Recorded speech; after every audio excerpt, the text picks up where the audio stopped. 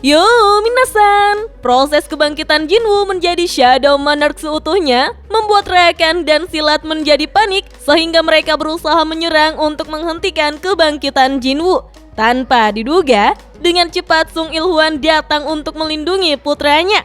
Kemampuan Sung Il-hwan yang melebihi hunter nasional mampu melukai Rakan dan Silat yang merupakan Monarch. Namun, gemuruh dan tekanan energi sihir Shadow Monarch yang hampir bangkit membuat Rakan menjadi ketakutan dan kabur meninggalkan medan pertempuran. Silat yang merasa kecewa mengerahkan seluruh kekuatan esnya untuk menyerang Jinwoo. Sung Il-hwan berusaha melindunginya, namun ia kehilangan lengannya. Setelah Jinwoo memiliki seluruh kekuatan Shadow Monarch, ia dengan mudah membunuh Rakan dan Silat. Akhirnya, ia pun bertemu dengan ayahnya. Apakah yang akan Jinwoo lakukan saat bertemu dengan sosok ayahnya, minasan?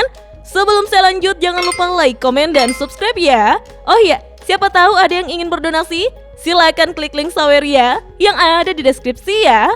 Ketika bertemu dengan putranya, Sung Il-hwan akhirnya menceritakan kejadian sebenarnya yang telah menimpanya puluhan tahun yang lalu, di mana ayah Jinwoo yang berprofesi sebagai seorang hunter memasuki sebuah gate berupa lubang besar yang mendatangkan monster dari dalam.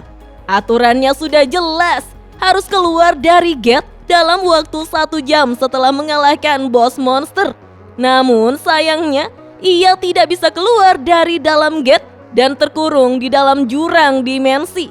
Ayah Jinwoo yang telah putus asa lalu duduk dengan penuh penyesalan. Kemudian, ia dikejutkan dengan kemunculan ruler tepat di hadapannya. Mereka mempercayakan kekuatannya dan memintanya untuk menghentikan para Monarch. Alasannya, tidak lama lagi Shadow Monarch akan bangkit. Sung Il-hwan yang terkurung di tempat itu tidak punya pilihan lain selain menerimanya. Dan ia pun berhasil kembali ke bumi dengan membawa tugas yang berat sebagai utusan ruler. Namun Sung Il-hwan sangat terkejut ketika melihat Jinwoo di gate red raksasa Jepang. Ia pun mengetahui bahwa sosok Monarch berada di dalam tubuh putranya, sehingga ia tidak bisa untuk memenuhi tugasnya. Sung Il-hwan merasa sangat bingung dan frustasi karena malapetaka umat manusia tertidur di dalam tubuh putranya, sehingga ia tidak bisa melakukan apa-apa selain mengawasi Jinwoo dari belakang. Setelah memakan banyak waktu, tujuan utama ruler yang terfokus pada mencegah kebangkitan sempurna Shadow Monarch pun mulai berubah. Dan pada akhirnya, Fragments of the Brilliant Light memberi Sung Il-hwan sebuah perintah baru untuk melindungi Shadow Monarch. Karena dia menyadari kalau kekuatan Shadow Monarch dibutuhkan untuk mencegah rencana para Monarch, di mana Shadow Monarch akan menjadi sosok penting yang bisa menghentikan pasukan yang dipimpin oleh King of Berserk Dragons. Walaupun rencana itu memang belum pasti karena tidak diketahui Shadow Monarch akan memihak siapa. Namun hasilnya sekarang baru saja didapat setelah Sung Il-hwan membantu putranya. Sung Il-hwan yang tampak tak berdaya tidak ingin putranya melihat kondisinya sebagai ayah yang seperti itu. Mendengar cerita Sung Il-hwan membuat Jinwoo meneteskan air mata di tengah guyuran hujan sambil memanggil ayahnya. Sung Il-hwan lalu menanyakan apakah putranya membenci ayahnya. Jinwoo lantas mengiyakannya. Terkadang Jinwoo memang berpikir seperti itu. Dengan penuh penyesalan, Sung Il-hwan meminta maaf kepada putranya. Jinwoo menceritakan ketika dirinya menjadi seorang hunter, kemudian ia selamat dari kematian. Bahkan ketika ia bertemu dengan sang ibu dan Jin-ah, ternyata Jinwoo juga selalu memikirkan ayahnya. Jinwoo merasa benci setiap kali ia memikirkannya karena Jinwoo merindukan ayahnya. Mendengar itu, ayah Jinwoo tampak terkejut. Jinwoo lantas bertanya bagaimana pula dengan ayahnya. Namun Sung Il-hwan tak bisa berkata apa-apa. Dengan sedih, Jinwoo menanyakan apakah ayahnya tidak ingin bertemu dengan Jinwoo atau keluarganya. Nah, ini pertanyaan yang sama dengan pikiran kita ya. Andai saja Sung Il-hwan mau meluangkan waktunya bertemu anak dan istri. Mendengar perkataan putranya, membuat Sung Il-hwan meneteskan air mata dan merasa frustasi. Karena Sung Il-hwan juga merindukan keluarganya. Dengan tangannya yang mulai menghilang, Sung Il-hwan mengatakan, bahkan jika keluarganya tidak melihatnya, tapi baginya sudah bahagia rasanya melihat mereka dari kejauhan. Sung Il-hwan lalu berusaha berdiri dan berjalan mendekati Jinwoo. Dan inilah dia adegan paling menyayat hati. Ketika Sung Il-hwan memeluk Jinwoo yang sudah beranjak dewasa, Jinwoo lantas tak kuasa menahan air matanya. Toh, kita semua tahu Jinwoo lah yang berperan menggantikan ayahnya itu, sehingga ia mati-matian menjadi hunter rank E demi menyekolahkan adiknya dan memenuhi biaya perawatan ibunya. Jinwoo menanyakan apakah ini semua ulah dari ruler yang telah memanfaatkan dan membuang ayahnya ketika sudah selesai menjalankan tugasnya. Jinwoo lalu mengepalkan tangannya menahan berbagai emosi yang ia rasakan. Sambil menangis bahagia, Sung Il-hwan menjelaskan jika para ruler hanya memberikannya pilihan. Dan keputusan Sung Il-hwan untuk melindungi putranya memang tidaklah salah. Mendengar itu semua, Jinwoo pun membuka kepalan tangannya seolah ia tidak ingin lagi menyalahkan ruler. Lalu, ia pun mengangkat tangannya perlahan untuk memeluk erat ayahnya. Sung Il-hwan mengatakan ingin rasanya ia berbicara lebih banyak kepada putranya dan menghabiskan waktunya bersama. Ayahnya ingin tinggal lebih lama. Sebelum Sung Il-hwan benar-benar menghilang menjadi serpihan cahaya, ia mengucapkan permintaan maaf kepada putranya karena belum bisa menjadi ayah yang baik untuk dia dan keluarganya. Dan Sung Il-hwan pun menghilang untuk selamanya dengan penuh rasa bangga melihat putranya yang akan menjadi penyelamat dunia manusia. Kematian sang ayah membuat Jinwoo menjadi sangat terpukul. Di bawah lebatnya hujan, Jinwoo yang tak bisa lagi memegangi tubuh ayahnya lalu berteriak dengan sangat keras untuk melampiaskan kesedihannya. Di waktu yang sama, ibu Jinwoo tiba-tiba mendapatkan sebuah firasat jika suaminya telah tiada. Ia pun mengajak putrinya untuk pindah dari apartemen mereka dan menangis sambil memandangi derai hujan di jendela. Dengan penuh amarah, Jinwoo berteriak keras untuk menantang para monarki yang tersisa. Ia akan memastikan mereka untuk membayar tindakan yang sudah mereka lakukan hari ini. Teriakan dari Shadow Monarch mampu menggetarkan seluruh dunia dan itu akan menjadi awal permulaan dari perang yang sesungguhnya. Pertarungan antara Jinwoo melawan 3 monark membuat area di sekitar mengalami kerusakan yang parah. Para tim medis mulai berdatangan untuk menolong para hunter yang terluka. Saat itu, kondisi Thomas Andre sudah tidak dalam bahaya. Mobil ambulans pun segera membawa orang-orang yang terluka ke rumah sakit terdekat.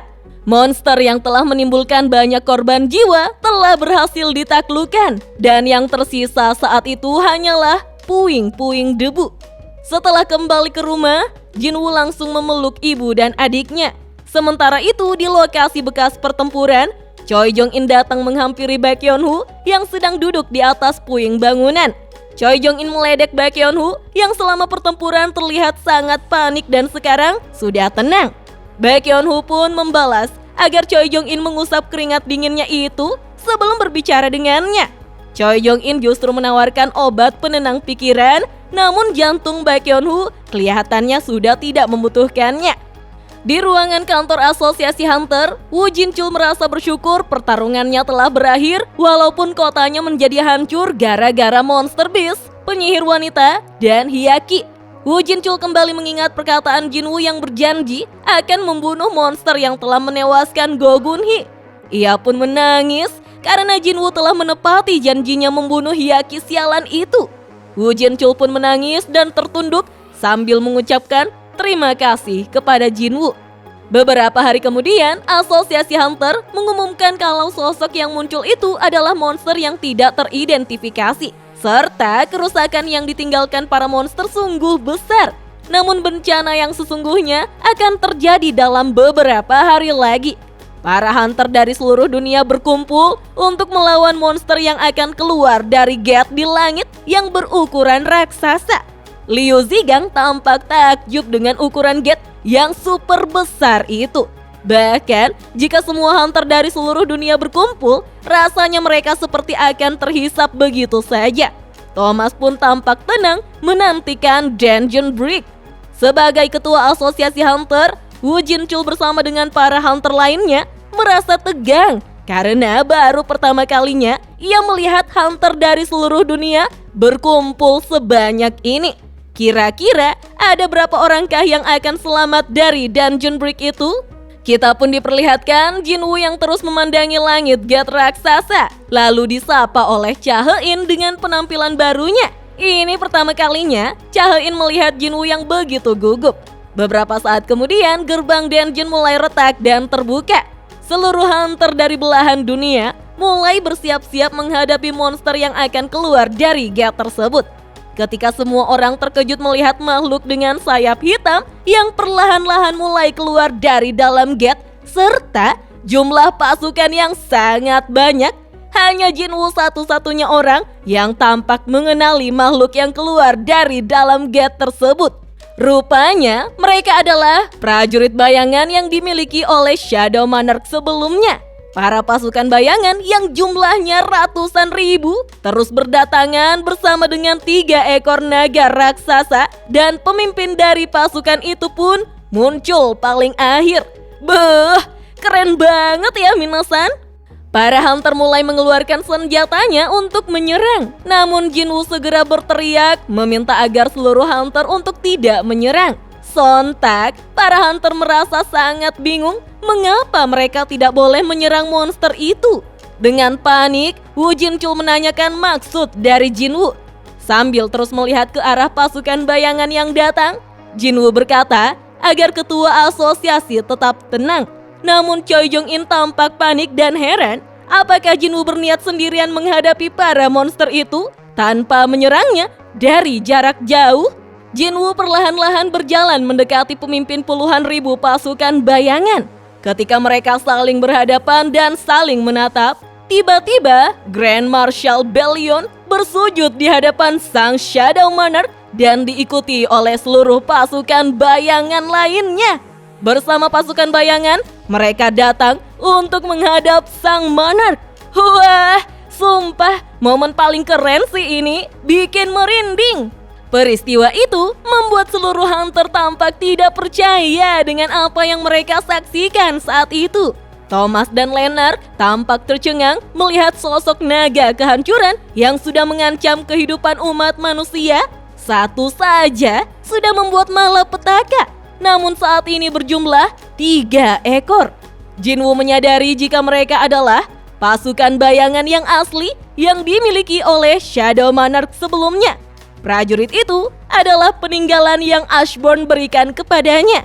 Jinwoo mulai tersenyum karena perang sesungguhnya akan dimulai dari sekarang. Wah, keren banget Oppa Jinwoo. Kyah.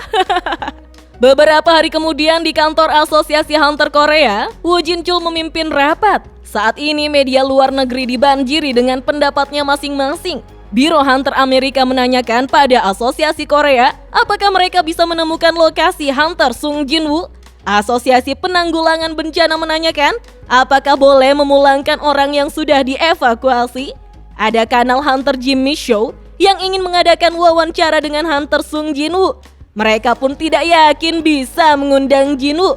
Salah satu petinggi merasa sedikit khawatir dengan makhluk summon milik Hunter Jinwoo. Wu Jinchul dengan santai berkata, apakah mereka justru berharap jika yang keluar dari gate raksasa itu adalah monster?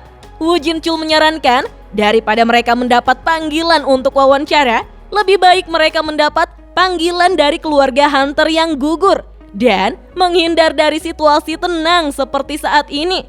Wu Jinchul sadar ada lebih dari 100.000 monster yang keluar dari gate raksasa itu. Bahkan mereka semua menjadi pasukan Hunter Sung Jinwoo. Siapa yang kepikiran bisa begitu? Wu Jinchul menyampaikan dalam rapat bahwa ia mengerti dengan rasa frustasi yang dialami anggotanya. Apalagi sekarang Hunter Sung Jinwoo tiba-tiba menghilang. Namun bukan kali ini saja dia bertindak seperti itu. Jadi, mereka harus mulai terbiasa dengan situasi itu. Jika asosiasi tidak bisa memahami beban yang dipikul oleh Hunter Sung Jinwoo, maka siapa lagi yang bisa? Mendengar itu, para anggota asosiasi meminta maaf karena mereka terlalu berpikiran pendek. Woo Jin-chul lalu menghela nafas dan kepikiran apa yang sedang Jinwoo lakukan saat ini. Beralih ke lokasi, Jinwoo bersama seluruh pasukan bayangannya yang berkumpul di sebuah pulau tak berpenghuni. Rupanya, Jinwoo mengeluarkan seluruh pasukannya itu untuk melakukan sesi latihan. Jinwoo membagi pasukan menjadi 2 untuk melakukan latihan tempur. Hal itu tidak pernah terpikirkan oleh Bellion, apalagi pasukannya tidak bisa mati.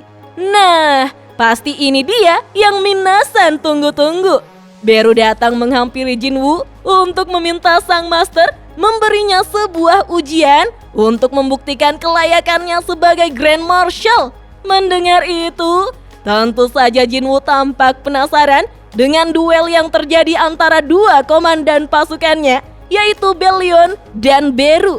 Dan inilah dia, Bellion dan Beru yang saling berhadapan untuk membuktikan siapa yang akan menjadi komandan terkuat dan layak menjadi Grand Marshal. Mereka pun bersiap-siap untuk bertarung. Beru berteriak sambil mengeluarkan cakarnya, sedangkan Bellion mengeluarkan sebuah pedang besar berwarna hitam yang terletak di punggungnya. Melihat pedang Bellion membuat Jinwoo berpikir, apakah itu pedang yang sama seperti Igris? Bahkan itu lebih besar dari pedang Igris. Jinwoo menganalisis, mungkin lebih mengarah pada kekuatan dibanding dengan kecepatan. Beru lalu melesat dengan kecepatan penuh untuk menyerang Bellion. Jinwoo merasa bahwa itu akan menjadi keunggulan Beru. Bellion yang mulai serius lantas menyerang. Kita pun diperlihatkan pedang yang tadinya berukuran besar berubah bentuk menjadi sebuah cambuk yang panjang dan menyerang Beru. Hal itu membuat Jinwoo tampak terkejut. Ternyata kecepatan pedangnya membuat Beru kewalahan untuk menghindarinya. Dalam sekejap, Beru terjebak di dalam pedang Bellion. Beru yang tampak frustasi berusaha untuk keluar dari kurungan pedang Bellion. Apakah ini sudah berakhir? Jinwoo pun kagum dengan Bellion yang memiliki refleks penanganan yang mengejutkan dalam menahan serangan langsung dari Beru. Ditambah kekuatan hebat yang langsung menghancurkan tanah. Kekuatan yang benar-benar menunjukkan jika Bellion layak sebagai Grand Marshal. Beru pun berusaha menyerang balik Bellion yang mulai lengah. Karena kekuatan terhebat Beru ada pada daya tahannya. Nah, siapakah yang menang, Minasan? Beralih ke Bandara Internasional Beijing, Liu Zigang tampak dikerumuni oleh para wartawan dan penggemarnya karena ia merupakan sosok hunter kebanggaan negara Cina yang telah membantu negara Korea. Di tengah-tengah orang yang memuji keberanian Hunter Liu, ada beberapa orang yang bertanya mengapa mereka membantu negara Korea dan apa tanggapan untuk pertanyaan tersebut. Mendengar itu, membuat Liu Zigang menjadi sangat kesal. Ia berkata, siapa yang memberikan pertanyaan bodoh seperti itu? Otak mereka apakah cuma sebagai pajangan sampai tidak bisa melihat peta? Apakah mereka tidak tahu negara mana yang berada di atas Korea? Liu Zigang menyuruh stafnya untuk menyampaikan kepada mereka yang menanyakan pertanyaan bodoh itu bahwa dirinya, Liu Zigang, kurang yakin dalam menghentikan kejadian yang bahkan tidak bisa ditangani oleh Hunter Sung Jinwoo. Jadi ia datang untuk membantunya. Jika tidak puas dengan jawabannya, suruh mereka untuk membereskan monster itu sendiri. Ketika berjalan keluar dari bandara, Liu Zigang bersama stafnya tampak sangat terkejut melihat sebuah gate berukuran raksasa yang muncul di langit negaranya. Di sisi lain, Yogumun menceritakan semua kejadian yang telah dialami oleh para monark yang tewas kepada Antares. Di atas singgasananya, Antares mengetahui jika Shadow Monarch telah berkhianat dan menjadi musuh para monark. Dengan tersenyum, Antares berencana untuk segera menanganinya dan menyuruh para monark yang tersisa untuk tetap diam. Mereka harus mencegah kerugian pasukan karena saat ini pasukannya yang berupa naga kehancuran bersiap-siap untuk perang. Nah, minasan, kita telah memasuki final battle arc. Akhirnya, Antares, King of Berserk Dragons, bersiap-siap untuk memulai perang. Apakah Jinwoo dengan tambahan pasukan bayangannya mampu menghadapi Antares? Penasaran kan? Tonton terus video selanjutnya ya. Dah.